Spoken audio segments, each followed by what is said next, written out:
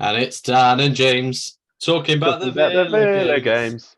Welcome in, everybody, to the AVFC Faithful Podcast deadline day. We need a little bit of music intro. So, dun, dun, dun, dun. The least dramatic Aston Villa deadline day you're probably going to get, and we didn't expect. James, how are we on this fine summer's evening? Yeah, not too bad. I just realised we should have been a bit more dressed in yellow for this, shouldn't we, really? I've got a bit of yellow paper here. Just have it as like the backdrop behind me. Can't you fold it into a tie? I could probably try. I haven't even got my nice bright yellow blanket I could wrap around myself. That'd be a shame. Oh, well, here we are, James. We're into a deadline day special. Probably not the I think I mentioned it just now, but the deadline we probably weren't expecting. Obviously watching this on post. This will be going up Saturday morning. Maybe something for you to watch along with if you're trying for Oasis tickets, maybe. Or if you're travelling up to Leicester to watch the game. But who knows? Something could happen within the next 2 hours. But James, let's get into it. I'll tell you what. Let's have a bit of a fun start, shall we? You know, everyone's a bit bogged down. You know, apparently everything's going wrong and badly for Villa this year. So you have one signing you can make in the next 2 hours and 40 minutes. Who is it? A versatile defender. Well, Chalobah's off the table. I'd happily take a Joe Gomez on loan, but you know, it sounds like Dendonker's on the way out. It sounds like Carlos is out injured. Who else is going to? Enzo's been sent out on loan. So it depends. Obviously, the squad cost ruling and the PSR have been involved. It's so hard to get it all in line. But yeah, I think a player like Gomez would tick the boxes of, you know, covering full-back, centre-back and even left-back, not that we need it. But you know what I mean? It just brings some nice experience and all that. But I don't expect anything to happen. I'm not going to say he's definitely ready, but maybe this is the chance for Bogard to step in when needed. You know, see out a game, start a cup game, something like that. We'll see. And there's going to be obviously a lot of onus on Costa to step up to the plate with Cash out injured as well. But that is what it is. You know, we've got to abide by these rules that stop you from being as competitive as you want. It is what it is, I guess. Yeah, I mean, it's going to be. I think it's going to be a big discussion. I'll be surprised if it's a short episode / stream this, because hopefully we'll get some interaction in with it. And hopefully get some different views from ours. But yeah, I'll be honest with you. I wasn't that. I don't think Gertrude was really on many people's lists anyway at the start of the window. Maybe he was on some. I'm one of those people that isn't as aware of players around other nations, apart from kind of the obvious ones, as many. I think I'm sort of with you on it. If you were to have one signing out, it would be that versatile. You know, ideally it's one playing right back and centre half, isn't it?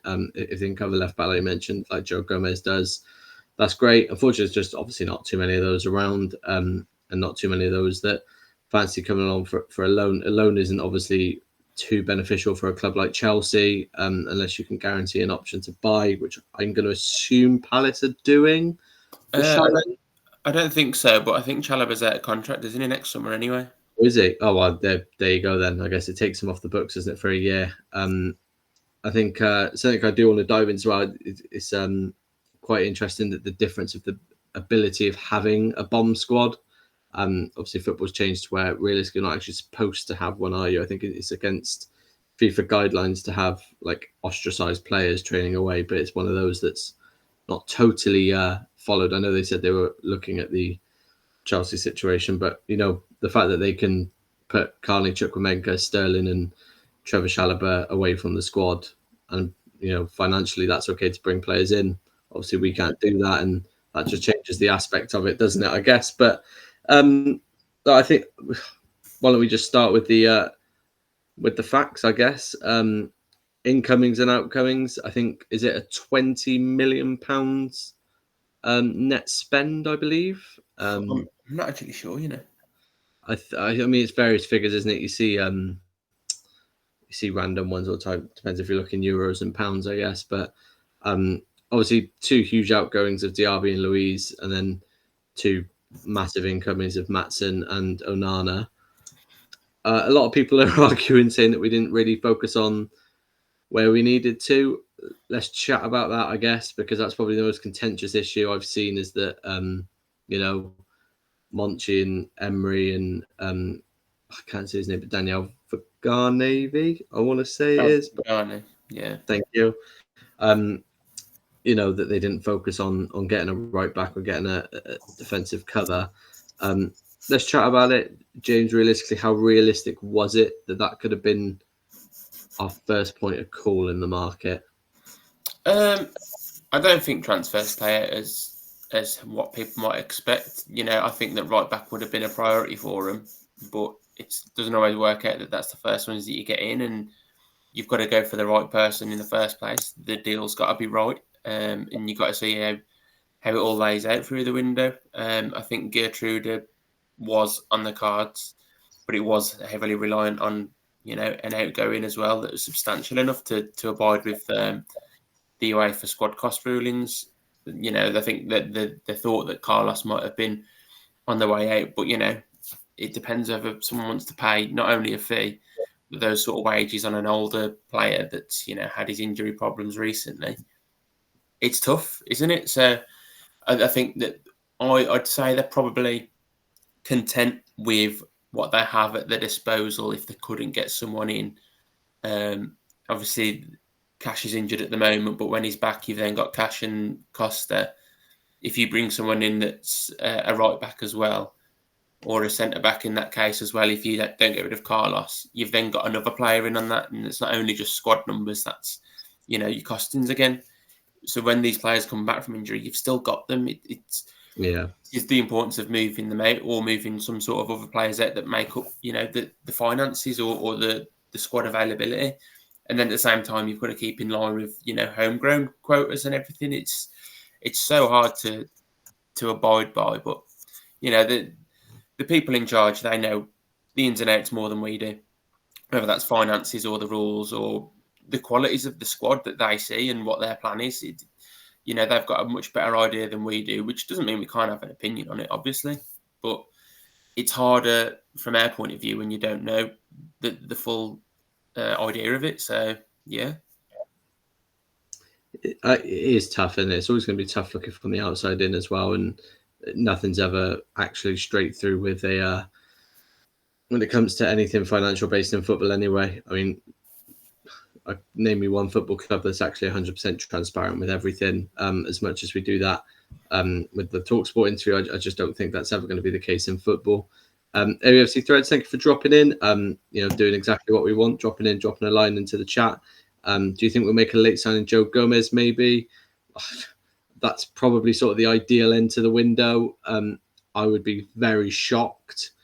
I doubt. I think it's 100% guaranteed there's no signing. I think a loan signing, possibly, but then I can probably guarantee that Joe Gomez is on a pretty nice wage at Liverpool. And I mean, let's not be funny, he would probably want some assurances that he's going to get a decent amount of game time. He probably fancies himself getting into a Liverpool squad that does suffer with injuries. The backup, he is essentially their ideal backup left back, isn't he, really, at the time now?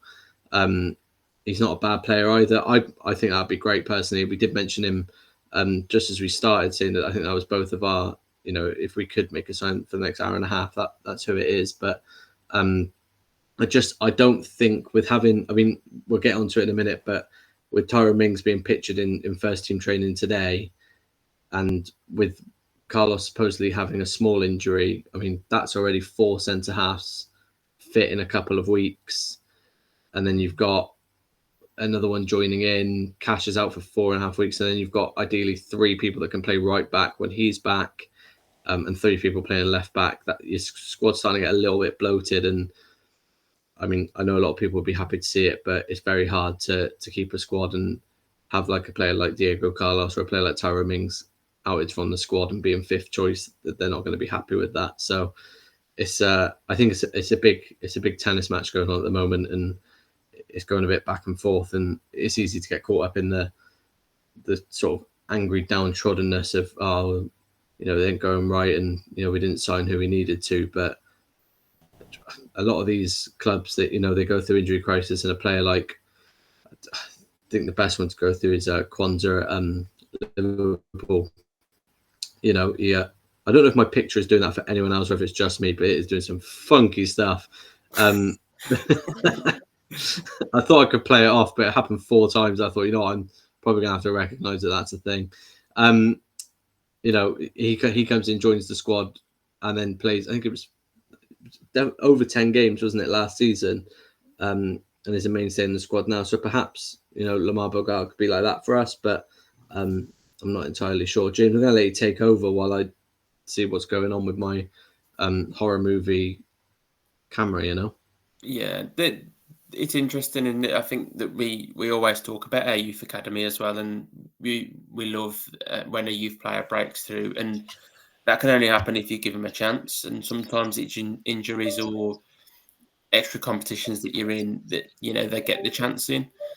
We saw Bogarde in pre-season look good. He was good on the ball. He was decent defensively. It's a different kettle of fish when you're playing in the Premier League, in the Champions League, or even in the competitions. There's a lot more tempo and aggression and physicality to it. It is very different, but you don't know what they're capable of until you give him a chance. And I think the fact that he's still around the squad, signed a contract, and I think by the sounds of it, Emery does like him. He rates him like, enough to keep him around the squad. Unlike, you look at Kesler Hayden that was shipped out on loan. Tim, he was sold. It's one of those. I think you've got to be good enough to play your part somehow to be kept around. So we'll see what happens with him. I think he's apparently a fan of Swinkles as well, which I think I have no doubts that he's got the physicality side of it. It's just, again, it's like with Costa against Arsenal. He was really good 1v1 when he's in a duel like that, but when it's 1v1 movement in behind, it's a different ball game then. You only get better at that with experience, and you only get experience from playing. So I think sometimes they'll be thrown in at the deep end and they might come out looking even better. So we'll see how it goes with them. And we might end up looking back saying, we were lucky that we didn't bring someone in and these players shone. It's a big ask, but, we've seen it plenty of times before. I mean, I'm completely with you. I just don't understand the sort of the reluctance to dismiss, because a lot of teams could have done that with a lot of players, and they wouldn't have ended up where they were. The big news coming out today, we'll jump into it, sort of relates to the transfer news I touched on it a minute ago with Tyrone Mings seemingly back into first team training. I think it was lightly reported on by Jacob and the other Villa reporters as well. So that's obviously huge news. It's obviously great. Not only that, because I think Mings is obviously pretty much like having a second captain, both on the pitch and in the training ground as well. Obviously, I'm sure he's been around, but it's a different kettle of fish having them on the pitch in actual first team training. Could that be possibly to look at maybe as a new signing? I guess maybe. I'm very interested to see how he goes. I'll tell you what, let's jump into the chat because Tyrone Mings is going nowhere, thank God. Avrot mentions, I think it's because we have everyone back fit soon, and surely it can't be as bad as last year. Injury-wise, you bloody hope not. I mean, it seems like the Jacob Ramsey injury, Unai Emery was pretty confident in saying that that's gone because he was saying he's going to be consistent this year. Diego Carlos is seemingly injury prone anyway because he's back being injured again now. Cash has always had a hamstring problem, so that isn't going to go away with those two. But I'm with you there. I don't think it can be as bad as last year. I really hope not. What's good is, as of right now, an hour and 28 minutes to go. Duran's staying as well, so that means we have a very decent backup for Ollie Watkins should anything happen there. I don't know if James mentioned that, but he did cross his fingers there. And I'm going to pretend like it wasn't on purpose, but it worries me that he did. And obviously we've got two very solid left backs. As soon as Kamara's back in a few weeks, that's a very strong midfield. And again, I keep forgetting to mention it, but Buendia's back. So having everyone back there, it is sort of like having two new signings with Ramsey and Buendia, I feel. And again, I mentioned there with Tyrone Mings, there's a possibility that is the same, or we don't know how it's going to be because it's a very big injury for someone of his age. And talking about him like he's a pensioner, he's obviously not, but it's just a different injury. It's sort of like when Benteke got his, it sort of, I don't want to say ruined him, but it completely changed how he played. And yeah, sort of, I so lazy, isn't it, to say they're not as quick, but obviously it does, completely change the way you run. And, you've sort of got to learn how to attack balls on the pitch rather than, doing weights in the gym and training the muscle back. So it's a big ask, isn't it, James? But it's got to be nothing but positive news. Yeah, it is a big ask, and he should be eased back in, which, we don't need to tell Emery and co that they'll slowly bring him back in, the same that they did with Carlos at the end of Emery's first season. You've got to give his body a chance to get, back used to it. And if he can, by, say, Christmas period, he's back into a normal rhythm and can play his part, that's excellent for us, because that's going to be the time where there's going to be a lot of games and a lot of, fatigue. I think when you've got Mings back, you've got Kamara back, if you have your full squad that you can choose from, you've got a decent squad there, like, in terms of numbers, for me. Like, you've got 2 left-footed centre-backs, 2 right-footed centre-backs. You could say, I'm pretty sure Bogart's right-footed, and then in Swinkles and Bogard, you've got 2 youth centre-backs / full-backs. I think Bogard can play on either flank as well. So we've got numbers, and again, talking about Swinkles and Bogard, you don't know what sort of ability they can reach. You don't know how Mings will be. Same with Kamara, but you can't carry those. If you bring extra players in, you can't carry these extra players, not in our financial situation and not as where we are at right now. So it's just something that we've got to crack on with, and that's what Emery and Monchi and all the coaches do. They did it last season. I feel like the end of last transfer window, there was a bit of discontent. Not the same as right now, which is crazy, but I feel like people were still unhappy with being a couple short in other areas, this time last year, and then we went on to have, the best season in however long. So I think you can't really judge this window until the end of the season, because you don't really know. And, not only that, you've got January to come, like that opportunity as well. As hard as it is, whether you go in for another Morgan Rogers sort of signing or a loan or something, or you agree a deal, for next summer, it's one of those. We've got to see how it goes, game by game, and then month by month. We will see how we look, and the club will be already working on targets for January and next summer and further ahead. So, yeah, we'll just get on with it. I completely agree. And we'll jump into another deal as well that's come under the spotlight a lot this week. And it's actually one that AVFC mentions that sort of ties into it, is the Douglas Luiz deal. Obviously, a lot of people have been saying that we were robbed, or, it was the worst deal that they've seen, or, completely hoodwinked, some would say. I'll jump into the first. Let's jump into the sale of Douglas Luiz. I think, let's just say it's no secret that Douglas Luiz was not signing a contract that was put on the table to him. The club needed to make a sale before the end of June. And would you have rather sold a player that doesn't want to be here, or a Jacob Ramsey? That's sort of probably the choice they had, or like a Ollie Watkins or an Emi Martinez or a Pau Torres or an Ezri Konza. You've got to make these high gains. Realistically, in a factual sense, we got around 50 to 52 million, I think, for him. No one really knows. Again, it's very rarely is it reported accurately. And then obviously 2 days later, we sign Illing Jr. and Barrenechea for, like, I think it's 12 million and 8 million pounds respectively, or 18 and 12, something like that. It wasn't a match for match deal, but obviously with amortization and stuff, it completely changes how all finances are looked at. We'll stick to that bit first, and then we'll get on to actually, Avro, you mentioned something good there. It seems odd how no one else bid for Luiz. I wouldn't be surprised if they did, but because it was a Premier League team and maybe it didn't match what Juventus were going for, we didn't go for it. I reckon a £50 million bid from Arsenal and a £52 million bid from Juventus, you're never going to choose Arsenal anyway. I think there's probably some that looked at him, but the game gets played then, doesn't it? And people were probably hoping that it got to July and we were making a fire sale. So it went down to the wire, didn't it? And I don't know, there wasn't really any... I'll tell you who I thought was going to be in for him, and I thought it was United. I thought he was nailed on. That would have been probably an ideal signing for them. I was quite surprised that they weren't looking into him at all. But let's go into the Douglas Luiz sale first, and we'll go on to Illing Jr. and Barrenechea. But James, obviously, Dougie was he had two very big fans on this podcast. Do you reckon we were robbed there? I don't think we were robbed. I don't think it was like everyone's ideal situation. But for the purpose of, passing PSR, it was the deal that needed to be done.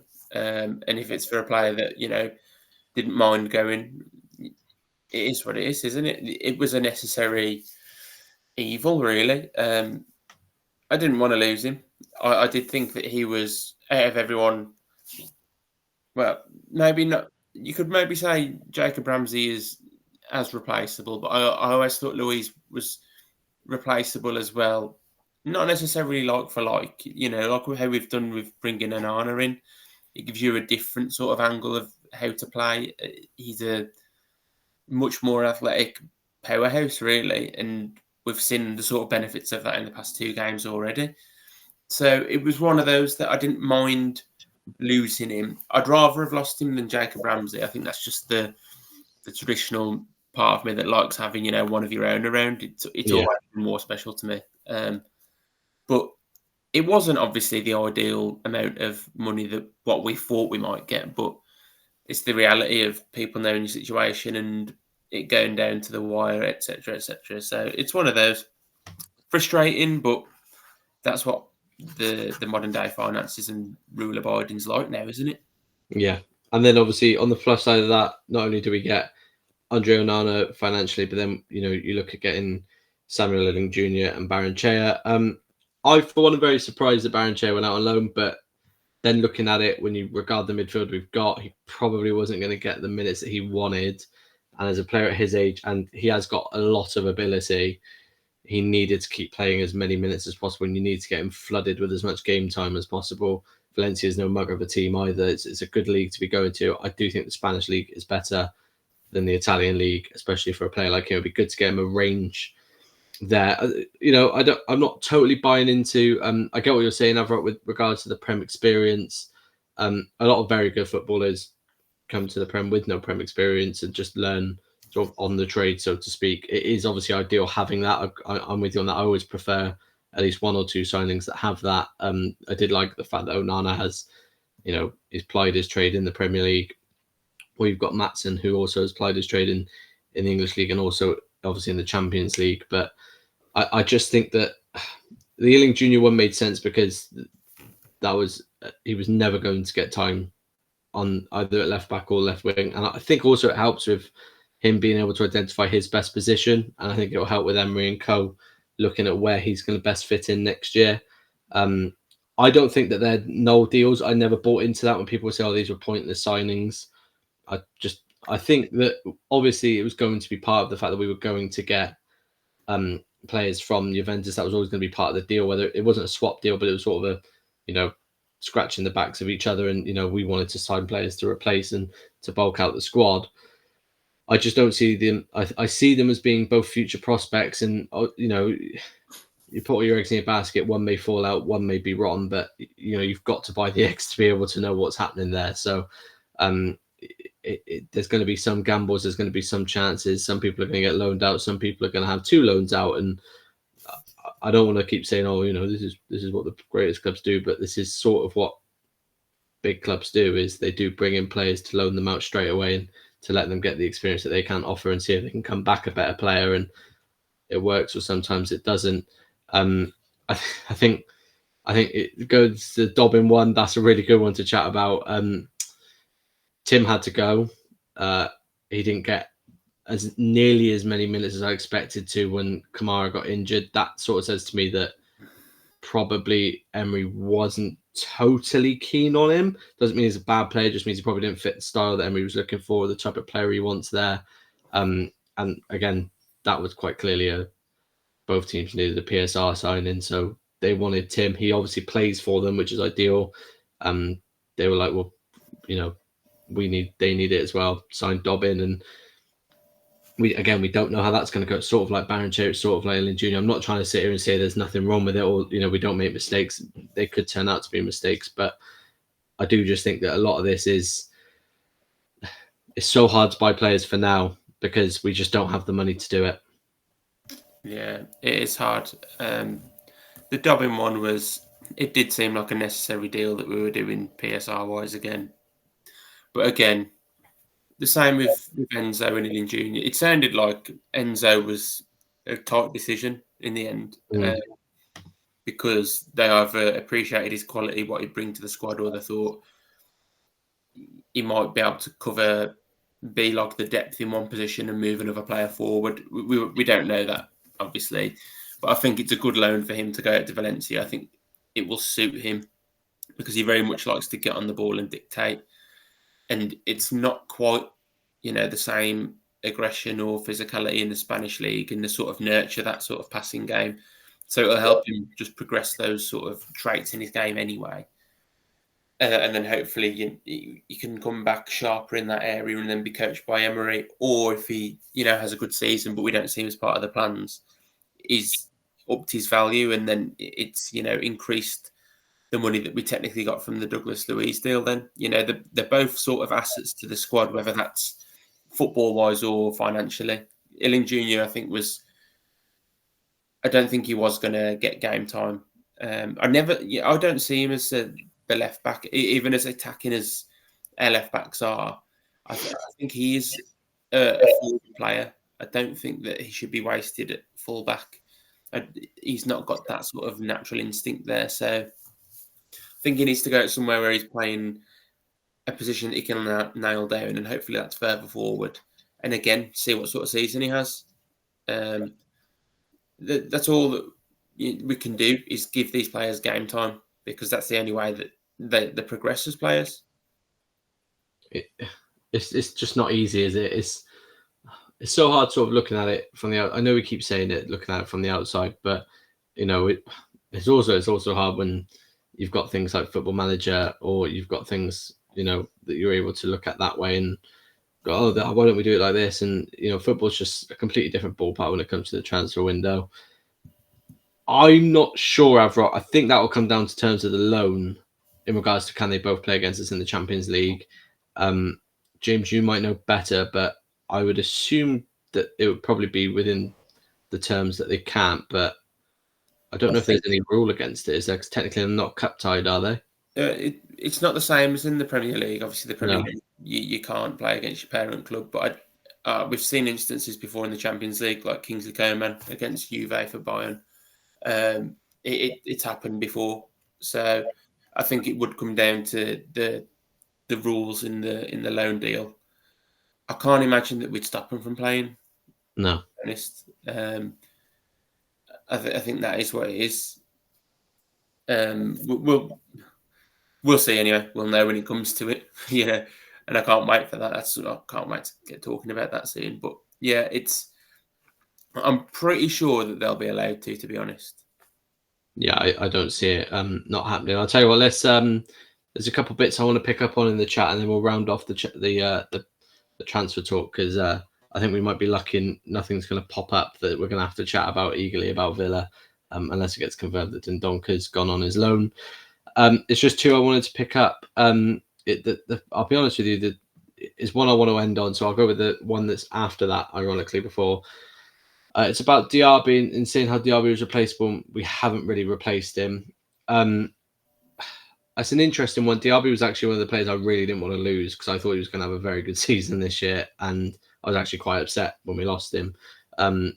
Very helped by the fact that following him leaving, we did sign Philogene Badace, which obviously is, a fan favourite on the podcast, to say the least. Maybe had like 3 podcasts dedicated to him last year only for him to be shipped out to Hull. So, it did help him coming along. it's hard to say that we didn't replace him because I do feel like we did, but with Morgan Rogers. We replaced him last January. Yeah, it's sort of the dog won't make it. Time is too slow. That's sadly too true from AVFC. Yeah, I think James is right there. You know, Morgan Rogers fills up that goal in the second striker role perfectly. I can't wait to talk about him as well. Just before we talk about the Leicester game, that's going to be a great little chat. So I do think that he was replaced, but not in a sense this window, and that's why he was quite easy to be let go. Emery sort of said words to that effect as well, didn't he? And on Emery's words is how we want to end the chat about the transfer window in case anything pops up later on. But we'll end the sort of dedicated segment here. Dantrum mentions that Emery said in his press match for Leia, I read it as Leia. God, I'm tired. He's very, very happy with the squad he has now with some very important players. They are coming back progressively. It's a great way to end the subject on that bit. Emery's happy, Dan's happy, and James is probably happy. Of course, he's probably not going to come out and say that he's furious, but managers do it when they say that there's stuff that they wanted to go online that didn't quite work. So I know, Dantrum, I'm just having a bit of a moment. It happens. Usually I have the beauty of editing and pausing to stop this for me, but now unfortunately everyone gets to watch me fuck up. Unfortunately it's just a case of the fact that I think Emery had his goal of replacing Douglas Luiz and then getting a better left back. I think that was his bare minimum. And then he apparently really wanted Philogene back, so he got that back. And what more can you ask for? He's kept a lot of it. Cheers, Dantrum. You can keep staying for that because I need my little supportives there because sometimes you'll end a podcast and I think, did I even speak? It's I think it's a good, I'll tell you what, we'll end it perfectly. James, let's whittle down, one of the most complex issues in football, a transfer window, to a numerical value, which is the best way to do things in football. You've got to give the transfer window a rating. How are you giving it? Actually, you know what? You can go number or you can go letters. Oh. From our point of view, I'd say a B. But I'd say if you're looking at it through the prism of finances, probably an A, because we got done what we needed to. It's really complex, so I'm going to give a really boring answer. And again, I will tell you more at the end of the season how I think the transfer window went. Oh, well, hopefully it doesn't come too quickly this time around, because I'll tell you what, last year it fucking flew around. So hopefully we have to wait a while for that opinion. But it will help obviously at the end of the season going through that review when we lift a Champions League trophy, because I might do the little theme tune here.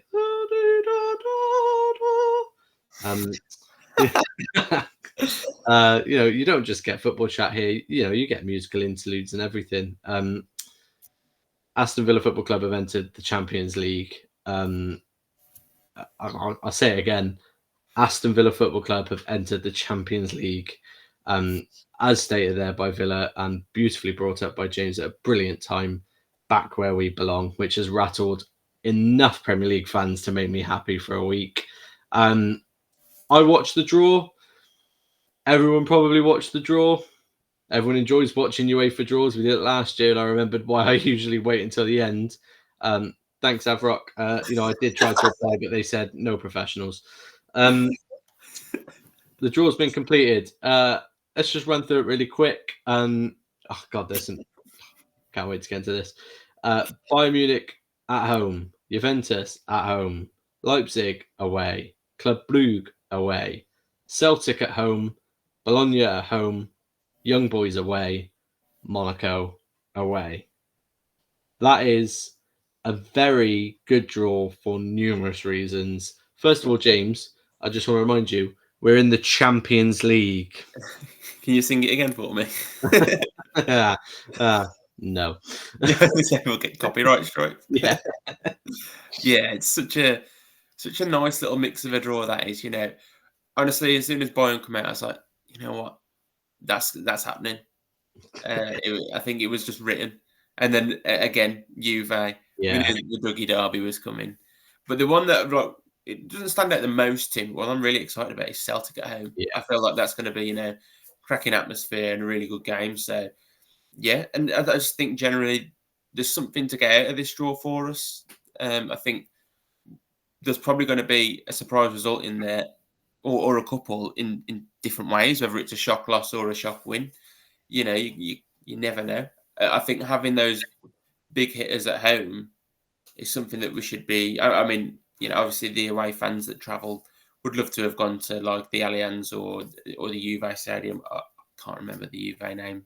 But yeah, it's one of those. Having them at home gives, I think, more of a chance to beat them. So I just can't wait for it to get started, and it's not even that long, is it? Until the first game week. So bring it on. No, it's just the unfortunate realization that we have to get through a international break first. But we won't talk about that because we're on about happy things at the moment. No, I'm completely with you there. Obviously, Celtic at home, I think as soon as they drew their fixtures and it popped up, I thought, well, that was one of the few that I really earmarked to us to have. The Juve derby, winner gets to keep custody, obviously. I think that's only fair, really. I don't know. It's just, maybe I won't go as far as what Avrock says, where he says they're all winnable, but I did think as they were coming out, not like obviously sitting there going, we're not going to finish top of the league, but the only ones that really I was quite concerned about were obviously Leipzig. I think Leipzig are a very good side, and I think they're in pot one for a very good reason. And obviously we lost them in pre-season, doesn't always count, but I just think that those two German sides are really tough games, and they're really excitable games because we got Vincent Kompany, which I keep having to remind myself is Vincent Kompany's Bayern Munich, come to Villa Park. Harry Kane and Manuel Neuer rocking up at Villa Park, Joshua Kimmich and players like that playing at Villa Park in the Champions League. It's going to take a lot to get used to, I think. But I think you're right, Joe. I think we have this. There's a lot of shock results coming. I do think that does set us in a good way for a team from pot four. Before you'd be expected to play 3 really hard games.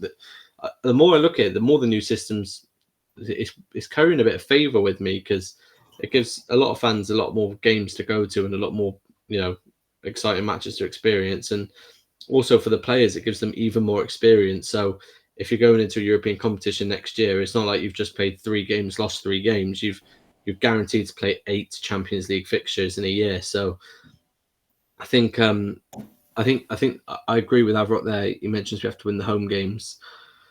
I think that's where I would expect us to pick up the most points. I did last year when we were in the Conference League. You've got to be solid at home. You've got to be, against the Bayern Munich, you've got to be hoping to at least draw against them. And you've got to be beating teams at home like Celtic, I think, as much of it as a tasty fixture that's going to be. Because obviously Celtic will relish coming to Birmingham anyway. And, it's just going to be one of those. But yeah, I do really think that you've got to start looking at games like that and think, well, because they will. This, we're going to be like, oh, we're in the we're Aston Villa in Champions League. We've got to be a bit careful. Realistically, Emery's going to be looking. Well, I've got that and gone right. This is where we're targeting it, and he's already looking at that. So we need to stop really thinking, let's not get too confident. Let's start thinking, maybe we finish in the bottom half. No. Let's start looking at games we can win. Let's start taking it as a positive. We finished 4th, for a reason, and this back 4 got us 4th. So maybe don't discount the back 4 we've got at the moment, because I don't think it's as much people say, it's not a Champions League back 4. You just don't know that until it happens, I guess. So I think you replied to it there, James, but Dantra mentioned it. Obviously, the Juventus side isn't the Max Allegri; it's a Thiago Motta Juventus. The Bayern Munich it's not a the Bayern Munich of old. It's a completely new manager and a completely new system. I'd be so much more worried if it was Tommy Tuchel coming to Villa Park than it is Vincent Kompany. It doesn't mean he's a bad manager. I just think that there's certain managers that you sort of fear in competitions like this, and I think the only disappointment is actually that we didn't get a Real Madrid. But I'm also kind of glad because knowing our luck, that'll be the game when Mbappe decides to turn up for them in the old white and black. So. I'm just so excited, James.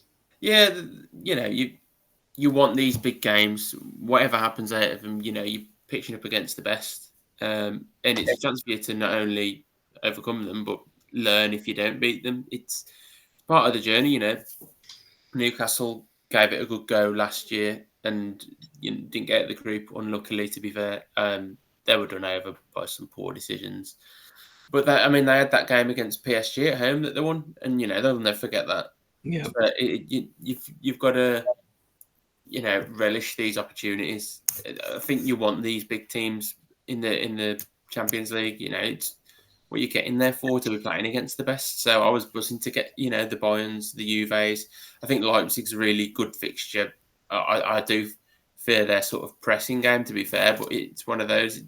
Bit of revenge for pre-season and sending Twitter into meltdown and all that. So we'll see how it goes. But I think, it's sort of like still not set in at the same time, if you know what I mean. When we first hear that Champions League anthem when they're walking out onto the pitch.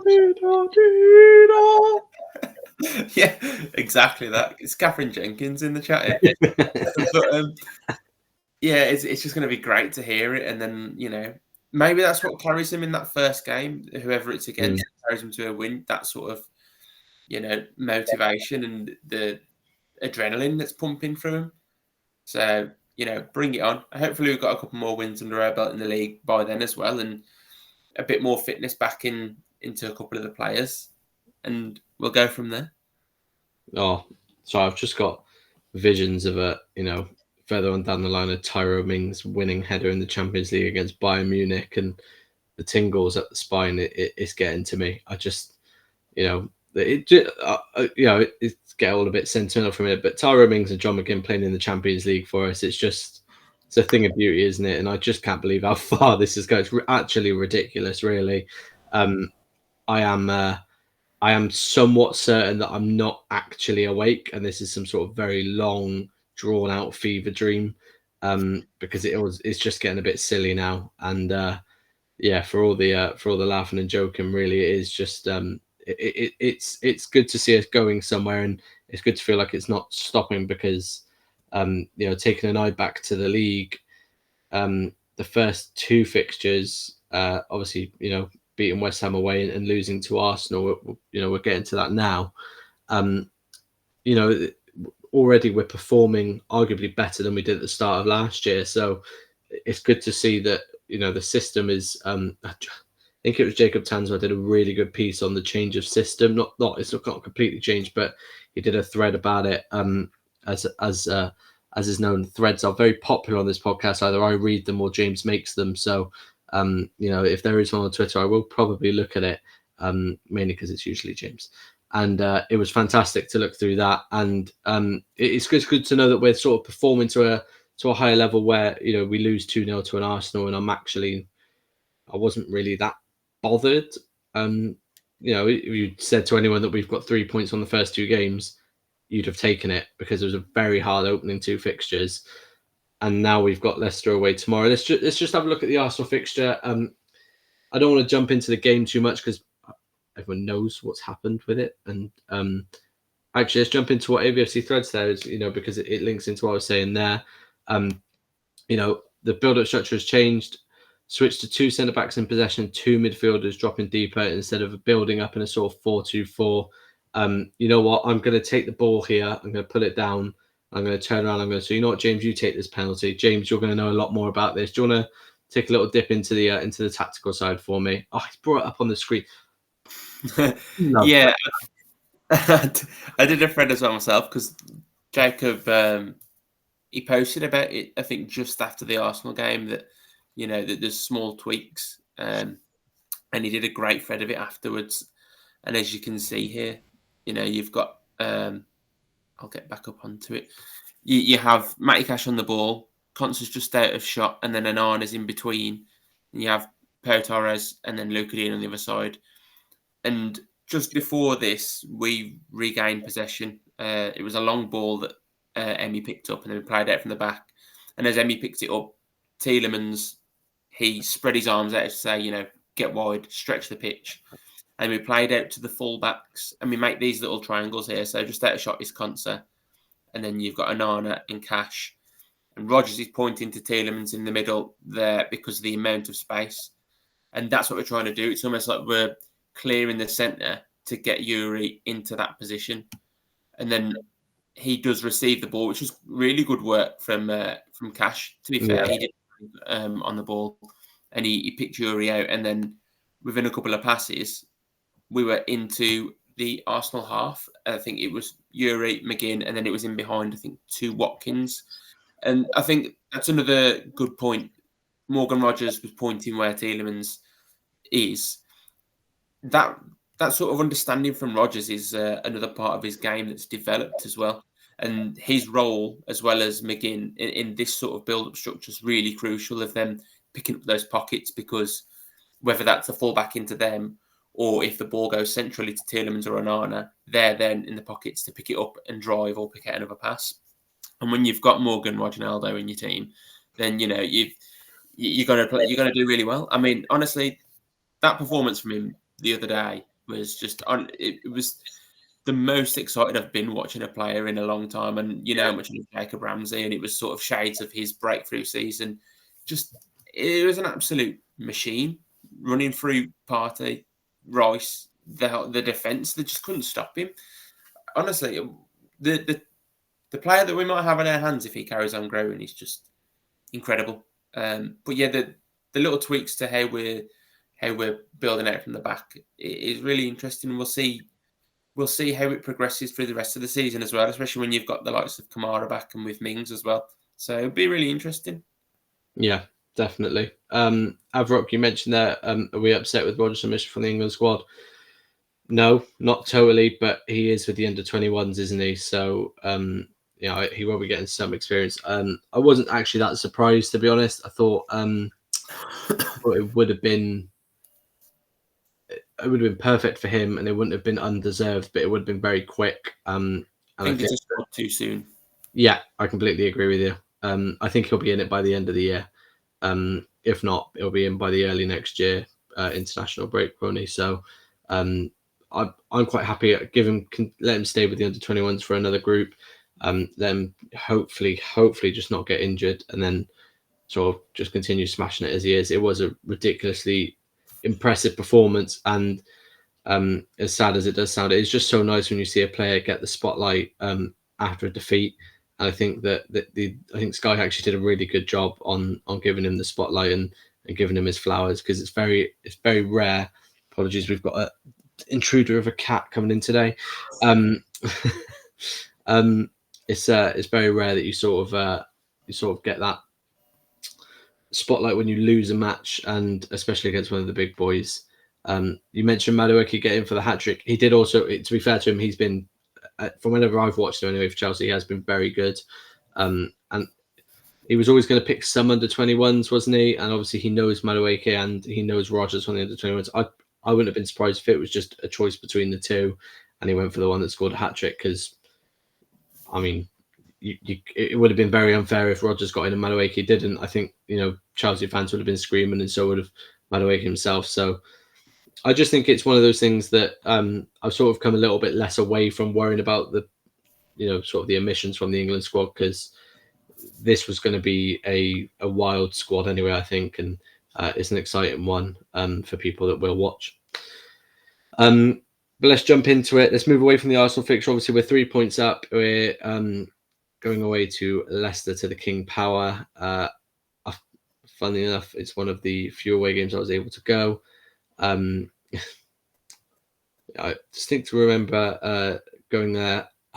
When was it? Was it our relegation year, or was it the year before? We got a red card really late on in the game, and it might have been Corey got sent off really late on, and they beat us, and the whole stadium shook, man, when they sang. Hated it. I thought it was going to cave in. Anyway, random fact there for you. I'm not entirely excited by this fixture, James. I'll be honest with you. I hate a 3:00 kickoff at one of these games, because I hate not knowing what's going to happen. I hate not seeing it with my very own eyes, and it just feels like one of those where you see us go 1-0 down 5 minutes in, because like Jamie Vardy just blows the ball into their net and shushes the entire Villa crowd, and I'm rattled for 6 weeks. But what's your thoughts going into it, James? I think that we're going to win. To be plain and simple, I do think they will win. I think Leicester will grow into the season. I still don't think that they'll stay up. I think Vardy probably better to score against us because he's a wind-up shithouse, and he likes to do that against us. They've got a couple of players that we do need to, be careful of. I like Buonanotte. I think that's a really good piece of business on loan from Brighton. Fatawu, I only knew him from Football Manager, but he had a good game the first game week. So, but I think that you can get at the defence, obviously. When you've got Watkins that's really dying for an early goal, I think, this season, especially after that Arsenal game. He had two sitters that he missed. I know that the second one's a good save as well, but I think you put it into the corner and you don't give the keeper a chance. The first one is obviously it's a bad miss, which he's not changed ability wise. He'll come back into form. He tends to do this anyway. Start the season a little bit slow, especially when he's come back later from the European Championships. This is a sort of game I feel like he can bag a goal or two, and it would be nice to get second win out of 3 then. And I think that we'll do it considerably easily. We'll probably still concede. So I think Avrock in the chat with 3-1. I think I'll back that, to be honest. Yeah, don't get me wrong. I'm still positive going into the fixture. It's just one of those I've never really liked. But I am still of the belief that this is going to be a one that we look back on and we go, I'm very glad that I'm glad that we've sort of come away from it and got 3 extra points on the board. We're 6 from 9, and then we're sort of like a net positive for the year and back on the average that Emery looks for anyway. I'm with you on it. Jamie Vardy's going to score. I wouldn't be surprised if he scores 2 and it's a 4-2, to be honest. The supercomputer predicted us to win this one 7-1, by the way. So even that thinks we're going to concede even when we score 7. So, let's not forget that. It's just going to be one of those games, I think, where it's a comfortable one. It's one where I'd like to see, I don't think he'll start, but I'd like to see a bit more of Maatsen as well in this one. I would like to see, I think we will see as well a bit more of Philogene as well. I think we're going to start seeing rotation coming up very soon. I think we're going to start seeing, and obviously it's going to be a big game for Costa. We are due a 7. If we score 7 tomorrow, that might top Oasis tickets, but probably not, to be fair. But that would be wild. I'll tell you, it's I don't want to say it's a big game for Watkins, but obviously it's a lot of people have got eyes on him because of last year and because of his appearance at the European Championships, as you mentioned, James. It is worth mentioning, obviously, like you said, he came back late. He comes back with a knock. He's not 100%. Doesn't excuse the misses. Again, I want to make it very clear. As much as I've tried to make it clear on Twitter, I'm not excusing the misses. When I say that, I'm just excusing the overarching performances that he brings. But he's streaky. He's always been streaky, but he's consistent. So not with his goals, but with his performances. So as soon as they're back, the goals follow suit, the assists follow suit, and I'm really not that worried about him. I do slightly disagree with what Avrock mentions there, but I think it's worth mentioning that, saying that he's been off it for ages. I think the problem with our squad last year was we dipped massively towards the end of the season. Running to the ground. Yeah. And it's just, for a player of his quality, it was a shame to sort of basically see him continuously, like you said, run into the ground and playing the minutes he did. It was always going to wean out towards it. And linking into that, I agree, Duran isn't starting for me. He's a very good impact sub.